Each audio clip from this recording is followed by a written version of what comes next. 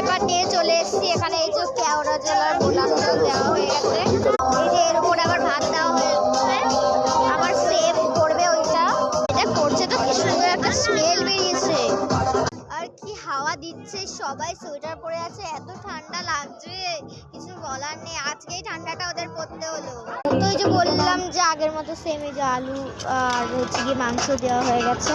এই যে দুধের সঙ্গে একটা কি মিশিয়ে এটা কি একটা বানাচ্ছে, ও ফুড কালার দিচ্ছে দুধের সঙ্গে।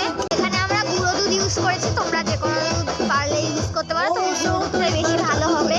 এই যে মাংস দেওয়ার পর এক একটা করে ডিম দেওয়া হচ্ছে, তারপর আবার ভাত দেবে, তারপরে দমে দেবে। এই যে সবাই একসঙ্গে বসে পড়েছে।